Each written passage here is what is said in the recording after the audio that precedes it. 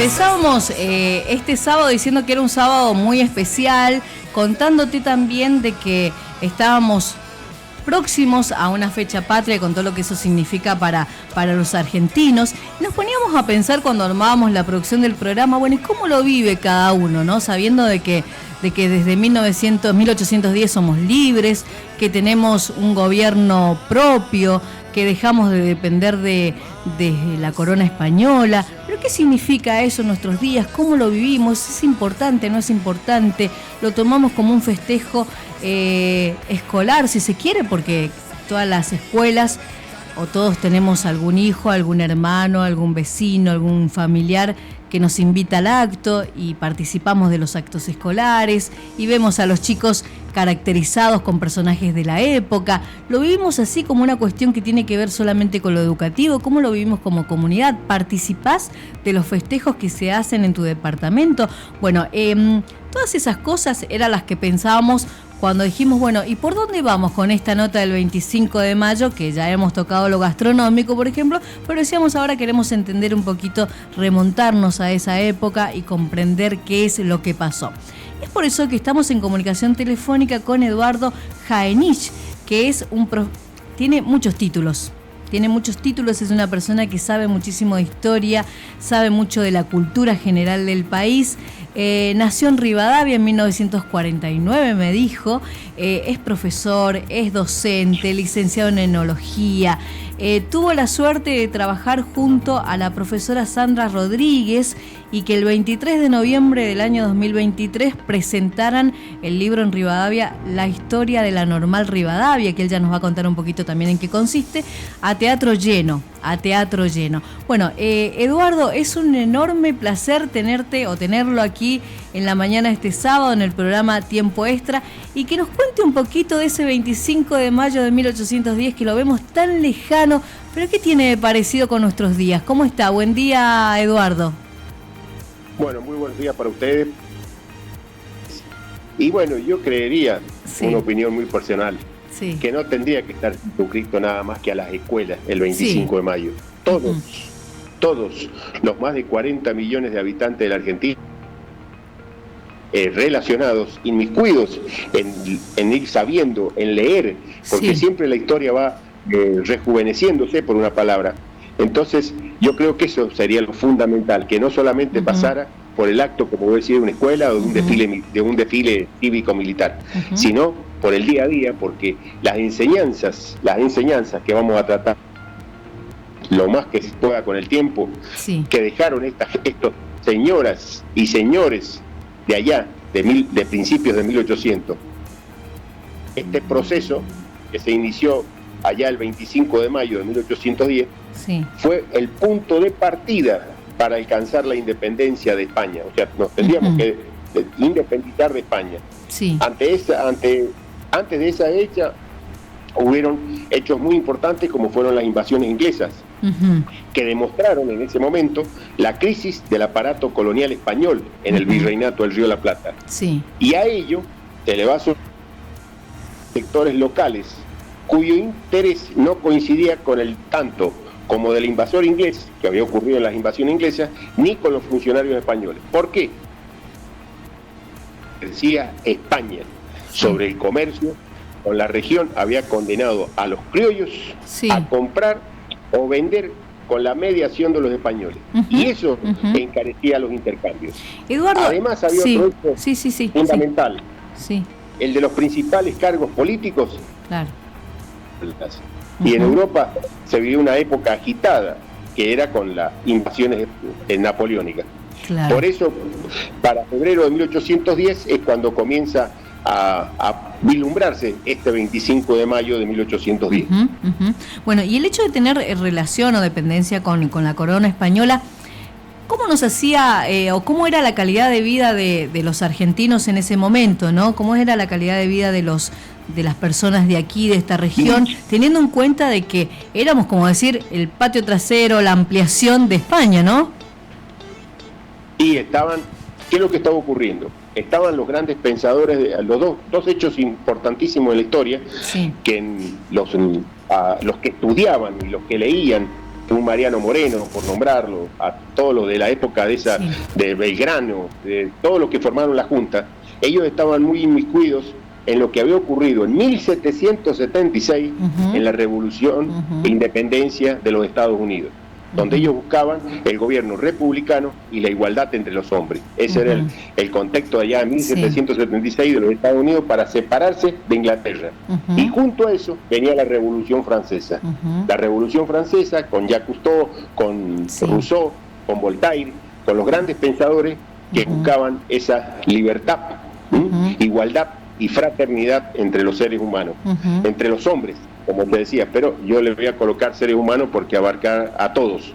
Entonces, que eran las ideas republicanas, eran las que no coincidían con este hecho de que dependíamos en lo económico, político, fíjate vos, con España. Entonces había que producir una liberación, y la única alternativa que quedaba era esperar esas noticias del gobierno español, el poder de Bonaparte, y bueno, ahí va a aparecer, incluso, para que vos veas, algo que en esos días, en 17 de mayo, cuando llega la fragata inglesa a las costas, y entonces los criollos están consultados en que había que independizarse de España, aparece una frase de don Cornelio Saavedra: las brevas aún no maduraron, pero después de ese 18 de mayo, las brevas han madurado. Hay que comenzar a hacer un movimiento revolucionario. Revolucionario. ¿En qué consistía? En que había que deponer al virrey y organizarse a través de una junta de gobierno integrada, por esto que vos me pedías, son los representantes del pueblo, es decir, en especial por los criollos, los hijos de europeos nacidos en otros continentes. Y acá aparece algo que vos estabas preguntando, el aspecto político, el cabildo. El cabildo era que ante la crisis de autoridad era la única institución que no se veía comprometida. ¿Por qué? Porque estaba formada por legitimidad por los vecinos de la ciudad, que estaban elegidos por sus pares. Esos serían los dos grandes aspectos de esa famosa frase de este señor de saber. Ahora las pruebas maduraron, bien. Y cuando pensamos en esa revolución, digo, para hacerse la idea y comprenderlo, en el medio del desorden que generaba el decir nos estamos ordenando por ahí, ¿no? Era una revolución en la que solamente participaba la aristocracia, las personas, los intelectuales, o la gente común, la gente del pueblo.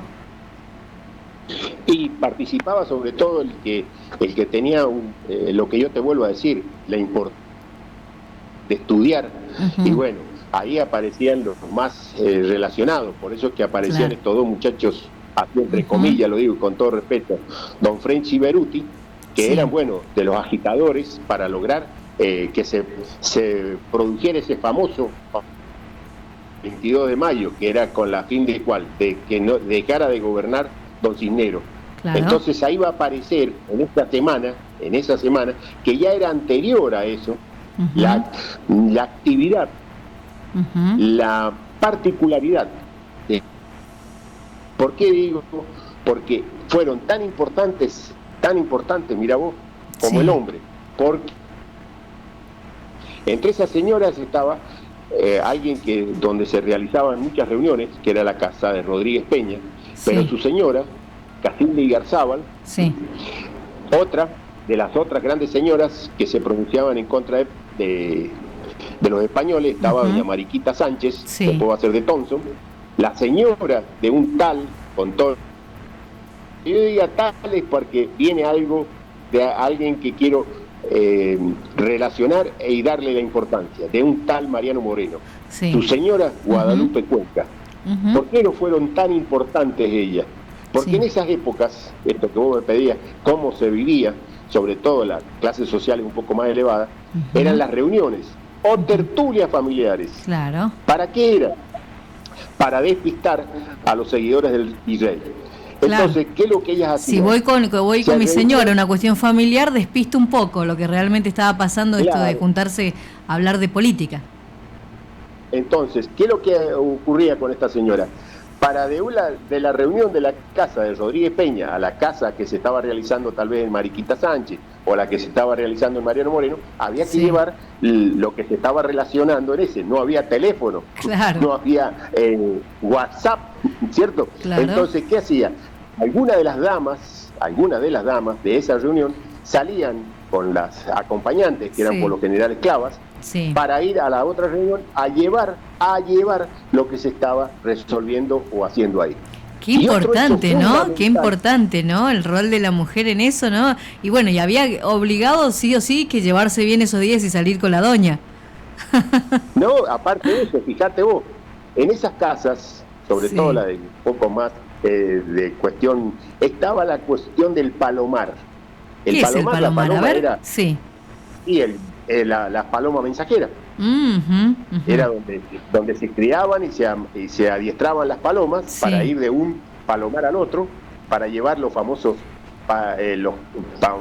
pedacitos de papel ataditos en alguna de las patas. A ver, Eduardo, qué loco esto, porque, por ejemplo, esto en las enciclopedias no está. Esto en la escuela, que hablábamos decíamos que todo eso el 25 de mayo pasa por la escuela y se enseña ahí, no está, nadie te dice de que adiestraban palomas para llevar mensajes. ¿Sí? Qué loco. Sí, la paloma mensajera fue el primer WhatsApp. Qué loco para entenderlo en esta época, ¿no? Y en este contexto donde estamos tan atravesados por la tecnología, por la comunicación instantánea, mando un mensaje inmediatamente a la otra persona la está recibiendo, tengo la posibilidad de vernos, hacer videollamadas, o sea, qué loco pensar que además tenés que utilizar un ave para que haga ese cometido y quedarte tranquilo, a ciencia cierta, de que iba a llegar, ¿no? Que no se iba a despistar en el camino. Fíjate vos que está una localidad muy cheta de Buenos Aires, en el Palomar. Claro. Porque ahí está el famoso Palomar que había hecho construir un tal Rosas. Claro. Eso se mantiene como un monumento histórico, porque incluso de conflictos y todo eso, entonces ese palomar, fíjate vos, acá viene, era atendido por la señora de la casa, que era la que tenían esa de quedarse y poder hacer esa relación con la paloma. Con la paloma.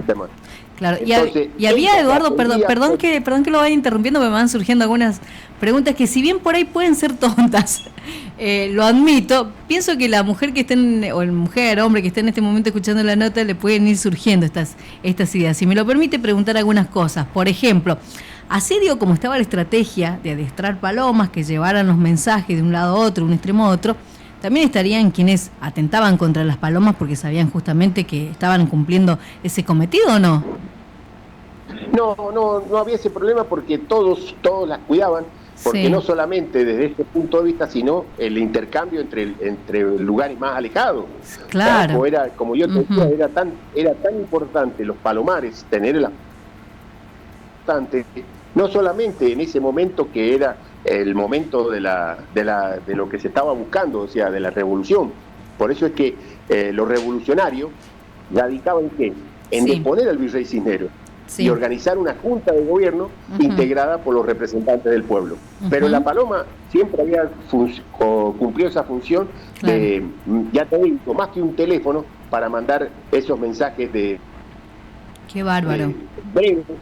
Breve, pero importante. Claro. Por eso es que estas mujeres, respeto, que se me entienda, reemplazaba a los peones.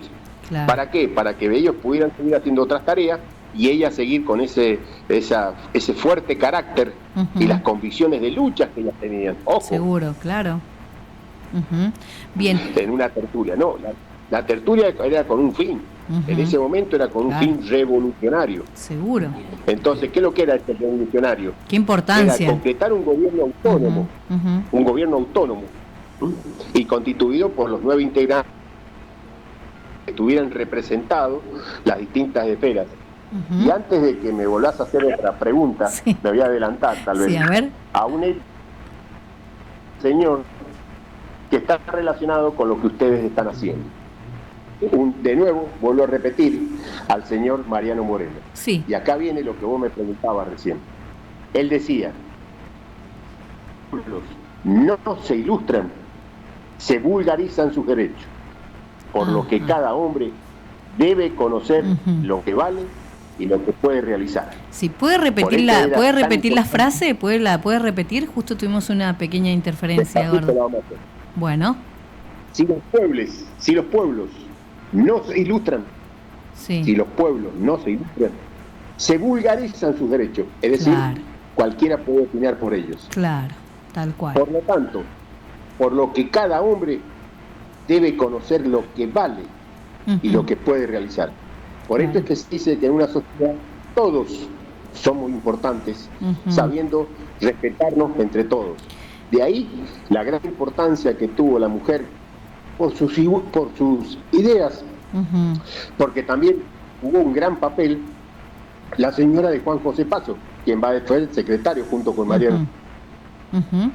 Tertulias, como te decía recién, eran tan importantes porque era donde realmente se iban realizando, porque no se podían juntar todos en una misma casa o en un salón, por así decirlo. Entonces había que mantener esas reuniones para poder lograr ese 22 de mayo, que era una de las etapas, para después, bueno, una vez que se depusiera a don Cisneros, poder formar esa junta de gobierno. En esta fecha, nosotros tenemos que tener en cuenta otro significado, que, bueno, ya más o menos lo acentuaba muy bien don Mariano Moreno. Si los pueblos no se ilustran, por eso te decía yo que los 44 millones tendríamos que estar leyendo hoy día y mañana algo con respecto, pero leerlo, si es posible en libros, donde encontremos un autor que se responsabiliza de eso. Bien, ¿y cómo, si hacemos un paralelismo teniendo en cuenta esta frase Mariano Moreno con la actualidad, usted qué nos diría? Desde su punto de vista, teniendo en cuenta su trayectoria, su conocimiento, ¿qué hay de eso de que nos ilustremos o que demos porque otros hablen por nosotros, el derecho que tiene cada persona de opinar? Te lo voy a resumir con el significado de patria. Sí. Patria viene del latín patriam. Y fíjate vos, va a estar bastante contestada la pregunta tuya y después la ampliamos. La patria es la tierra natal o adoptiva que está ligada a una persona por vínculos afectivos, jurídicos e históricos. ¿Por qué? Porque la patria es el lugar de nacimiento. Claro. Nuestros ancestros, o en el que estamos nuevamente los que nacemos. Por eso es que es tan importante tener en cuenta esto que te digo, de patria, o buscando antecedentes. Mirá vos, este señor, Mariano Moreno, vamos a volver a él, que a él es nombrado por la Junta como para crear los ejércitos, es decir, como ministro de guerra.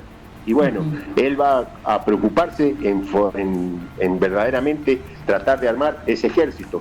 Y el otro hecho, que acá viene también de lo que vos decís, si el señor Mariano Moreno, el 7 de junio, ya crea el periódico de la Revolución,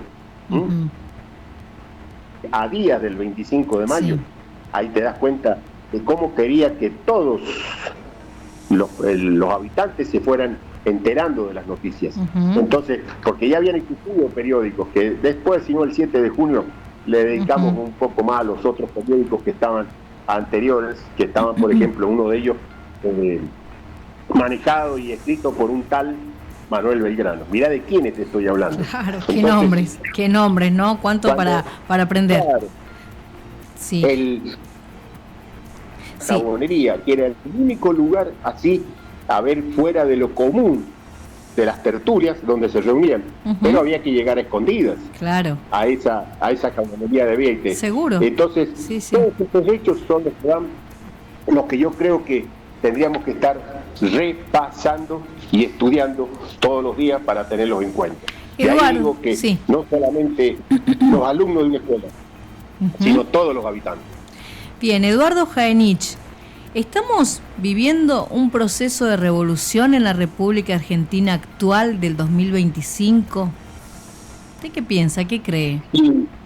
Lo que ocurre es que venimos años, 70, 80 años, con un tipo de política donde tenemos que ir viendo, por eso digo yo que hay que hacer hincapié en la historia. Tenemos que ir analizando la historia. ¿Para qué? Para ver en qué cosas se hicieron mal y qué cosas se hicieron bien. Entonces, cuando nosotros, porque lo podemos hacer cada uno, leer y analizar, no guiarnos por lo que nos dice tal cual, sino leerlo en un libro con un autor, vamos a ir sabiendo si estamos en un momento revolucionario, si estamos en un momento donde tenemos que ver qué conclusiones tenemos que sacar cada uno. Por eso que tanto el significado de patria como lo que dice Mariano Moreno, que está en el hecho de lo que tenemos que tener en cuenta nosotros, pero todo eso se logra, por eso te decía yo, que vos fijate, estos señores se basaron en la independencia de los Estados Unidos, se basaron en la Revolución Francesa, que por ejemplo un tal General San Martín va a tener muy claras todas sus ideas, hasta 1812, estudiando no solamente cómo era militar, sino también las cuestiones revolucionarias. Porque cuando llegue el día,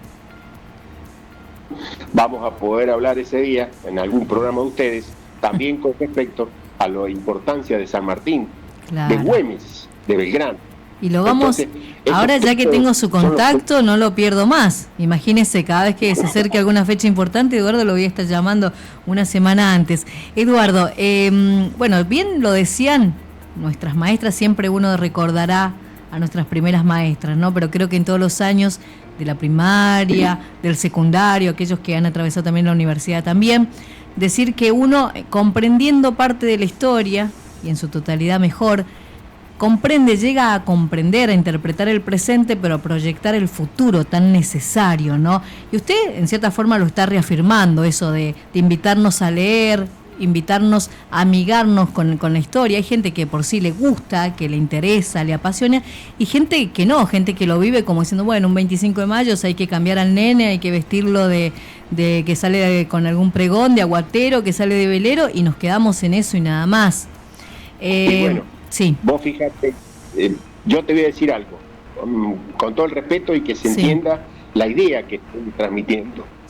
Vos fíjate, ahí por lo menos acá en Rivadavia, no sé, allá en la Valle, ¿cuántas casas han puesto alguna bandera o has visto cuántos con una escarapela? Bueno, le diría que muy pocas, que me ha llamado la atención, porque uno sabe ver en muy pocas, sí, las calles principales, obviamente que pertenece eso, le corresponde decorar al municipio, lo hace, las escuelas también lo hacen, pero las casas en particular, como se ha visto en otros años, no he visto. Por eso te digo, entonces acá incluso el hecho de usar la escarapela, perdón que lo interrumpa, el hecho de usar la escarapela, muy pocas personas. Bueno, si no estás abocado a un festejo puntual, no salimos a comprar, a transitar la vida, a caminar por el barrio con una escarapela. Bueno, en ese caso, por ejemplo, vos tenés tres países voy a nombrar nomás. Estados Unidos, Alemania y Japón. Y vos me vas a decir, ¿qué me quiere decir este señor? Muy sencillo. Vos fijate las películas, las cuestiones comerciales de ellos. En todas las películas aparecen las banderas. Tienen la bandera. De Estados Unidos, de Alemania o de Japón. Por nombrar tres nada más. Y es una cosa que aparte está impuesta, no pueden dejar de hacerlo. Pero la banderita está siempre. En cambio, en las películas argentinas. y qué loco, ¿no, Eduardo? Qué loco, porque justamente ayer pensaba, mientras entonaba, participé de 2 actos de mis chicos en el colegio, y entonábamos el himno, y yo decía, con qué poca pasión cantamos el himno. Prácticamente algunos mueven solamente la boca. ¿Qué diferencia cuando Messi, cuando sus compañeros meten un gol y somos todos argentinos y la Argentinidad al palo y cantamos el himno con una pasión, y en estas cuestiones que tienen que ver con nuestra historia, con nuestra libertad, con lo que somos o con lo que deseamos y anhelamos ser? No es cierto. Bueno, por eso te estoy diciendo, te estoy dando ese tipo de ejemplo. Confundimos, me parece, mi opinión personal, sin entrar en una polémica, confundimos la camiseta de fútbol con la bandera que creó un tal Manuel Belgrano. No sé si está respondida la pregunta. No, sí, totalmente, está respondida. Y ya para cerrar, ¿no? ¿Y cuánto hay que responsabilizar. No tengo nada en contra de, no, pero cuánto hay que responsabilizar muchas veces al gobierno, esto de apelar al fútbol para esconder tantas cosas que han sucedido en nuestro país, ¿no? Y bueno, pero ahí viene lo que dijo un tal Mariano Moreno: si los pueblos no se ilustran, se vulgarizan. Me quiero quedar con esa frase. Bueno, me quiero quedar con esa frase, Eduardo. Me diste pie para eso, mira, justo. Y lo otro, justo. Sí. Yo te hago una pregunta, sí, dígame. Con todo el respeto. ¿Qué es lo que es el TD1? El 25 de mayo. Bueno, sí. ¿Qué significa el TD1? Mirá, estos señores de 1810, sí. TD1, sí. En latín significa a ti Dios. Claro. Se realiza todos los 25 de mayo. El primero que se realizó fue el 28 de mayo de 1810. Sí. En agradecimiento a Dios. Claro. Por el surgimiento de un Estado argentino que va a buscar su proclamación, su independencia en 1816. Pero ellos hablaban de Dios. Claro. ¿Por qué hablaban de Dios? Porque todas las religiones del mundo, fíjate vos, coinciden todas en esta palabrita de 4 letras. Claro. Dios. Se me vino una fotografía del año pasado, justamente en la celebración religiosa, para agradecer por una fecha patria más, la imagen de 4 personas solamente, 4 habitantes del departamento, cumpliendo obviamente función pública en la parroquia. El resto de los ciudadanos no estaba. Así que bueno, para reflexionar también y sumar un poquito ahí a lo que debemos hacer. Eduardo, yo seguiría la verdad todo el día hablando con usted. Me están parando acá, me están diciendo dejá para la próxima entrevista porque si no, no vas a tener que preguntarle. Ha sido un placer enorme escucharlo, que nos traiga esta pintura para conocer la historia. No sé cuál es la vinculación. Pablo me dice, no cortés la nota por favor sin preguntarle de automovilismo porque sabe una banda. ¿Es así?